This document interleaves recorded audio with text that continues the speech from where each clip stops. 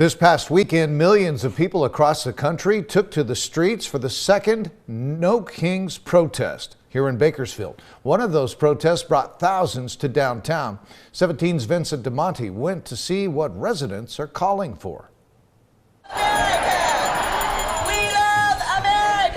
Mill Creek Park was the scene of red, white, and blue, inflatable costumes, and signs calling for no kings. One of the things that we've noticed, I think many of us have noticed, is that our rights are being stripped away from us as citizens, and that is just inevitably wrong in every way.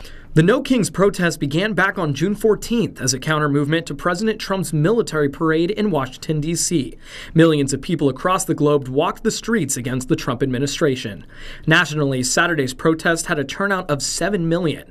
That's 2 million more than the first protest in June. I am so glad we still have the opportunity to celebrate freedom of the press, freedom of religion, and freedom of speech.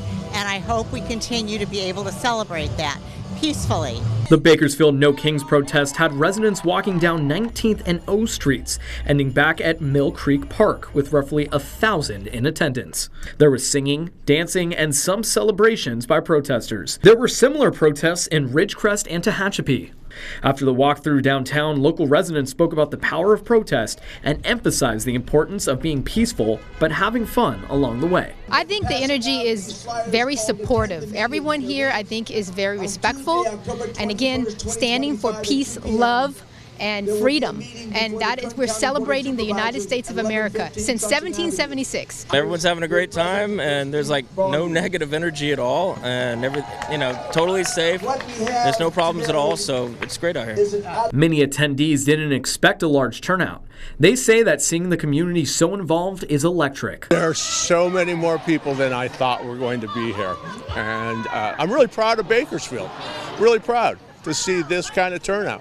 Paul Grubb remembered when he wanted to go to a Vietnam War protest as a young boy.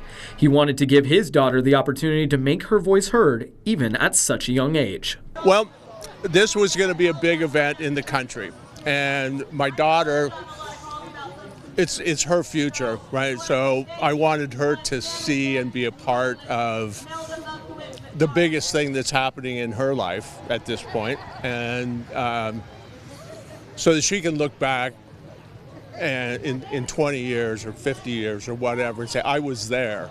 I was part of this. 10-year-old Melissa Grubb had this to say about being at her first protest. Yes, it's very important to come out because if you don't, it's like not voting. It's basically saying that you don't care. Because now it really hit the fan, and a lot of people are in trouble, especially people who are immigrants. I've seen 2 bananas, a dinosaur. The protest lasted for a couple of hours and went on without any arrests or incidents. Vincent DeMonte, 17 News.